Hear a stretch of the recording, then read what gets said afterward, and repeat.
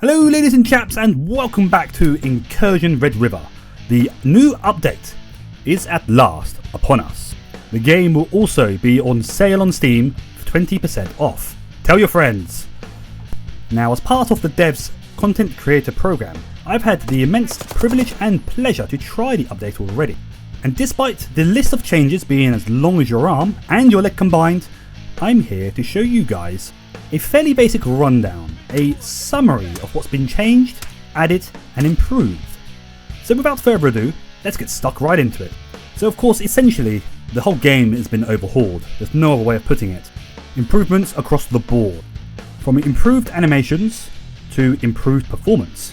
And perhaps something the game desperately needed was the improvement to the audio that's come out with this update, but I'll get more into detail on that later. But for now, let's get into some of the stuff that's more material to the player. All the UIs within the game have been improved, starting with the start menu, right through to your stash, and of course your computer terminal in your hideout. As for your stash, the main changes there come to your categorized storage spaces, the bits on the right. Up until now, each category of ammunition, weapons or medication has further broken down into several smaller boxes. Now it's only one large box that can of course be upgraded as you progress. Your computer terminal has of course been reworked, and it's mostly cosmetic, but of course there is the rather cheeky addition to the strategic map showing your places where you can deploy. The more observant among you will notice 2 additional placeholders for maps that will hopefully come to the game at some point in the not too distant future. There are new missions available from the various factions. I'm sure we can all agree that the more variety in this regard, the better the game will be.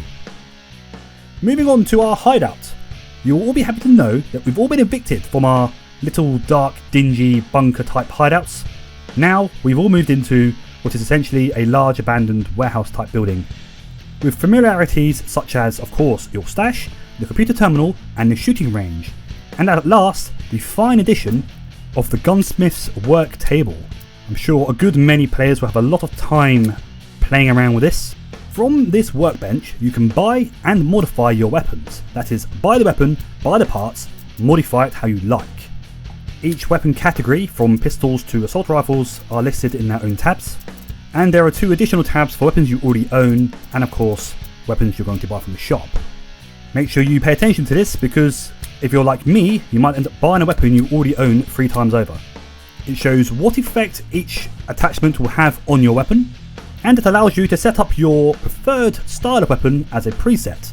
Therefore, in the future, if you don't have that weapon, you can simply come to the bench, click on the weapon, go to your preset that you save with the name you want, and then buy the weapon and all the parts all at once, and it gets delivered pre-made to your stash.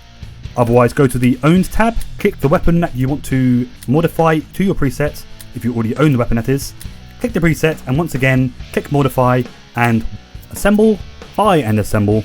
The parts are bought, fixed to your weapon, and you're good to go. No more hunting through the shop's list for little parts here and there to attach to your rifles. It's worth pointing out here and now as well that there are a great many more additional weapons and attachments for weapons. The list is quite extensive, so I won't bother going through it, but needless to say, a good many weapons and attachments have been added, including things like thermal scopes. Additionally to that, there is also more gear to buy and use, that is, new helmets and body armor types, and these can all be repaired when damaged, which is obviously very good. And repair also extends to weaponry. There is now a new durability system. Weapon malfunctions, they have overheating and jamming, and of course this is countered through the repair system, so make sure you maintain your weapons and look after them. Also, bear in mind that weapons taken up from the enemy or found in the field may well very likely come with a less than stellar durability, thus making them far more susceptible to stoppages and jams, leaving for you to have to go through a relatively lengthy animation of clearing the stoppage. Furthermore, regardless of durability, weapons are susceptible to overheating, which will also cause the weapon to jam up. So for those of you who like to spend your lives running around on fully automatic, blasting away to your heart's content, please note, this method of getting through a mission might not answer for you anymore, especially in the parts of the 2 maps available to us where the enemy is more thicker on the ground. Some even more meaty updates, which include some related to the AI. The enemy have been made more lethal.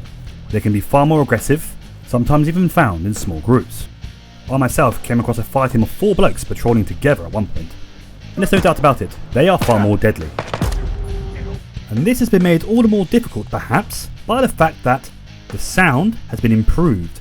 I'm sure most of you know one of the biggest complaints in this game from some of the players has been the way the enemy sounds. You can hear them a mile off, walking around, talking. They could be 100 yards away and it sounds like they're right in your ear. Well, that is no longer the case. Sure, you can still hear them talking, you can still hear their footfall, but not only does it sound relative to their distance from you, it also sounds relative to their terrain that they are in or about. If they're inside a building, for example, a large room, their voice may echo, their footfall may echo. Eyes open, we've got suspicious behavior. Additional to the audio rework, I have noticed already in the 2 raids I've been on that the enemy now carry a much larger variety of weapons. Already in my 2 raids, I've come across men who nearly blasted me away with shotguns, and also other blokes who tried to knock me on the head with sniper rifles.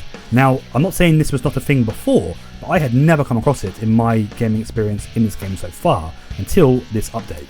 Whilst we're on the subject of the enemy, the boss has had a new model rework, plus additional equipment. My purely assumption here is that he is now going to be harder to kill, and perhaps more efficient at killing you, the player, so be careful next time you go after the boss. Now we're on to something that I'm sure took a great deal of time in this update to bring to us the players, the map rework. Both the available maps have been touched up. The bunker now has a new zone, the med bay. It is of course no longer used for its purpose like the rest of the bunker, but that makes it no less eerie. Especially if you consider the very specific choice of things included in this new part of the map that you're likely to find in there. But the quarry of course has received an entire overhaul.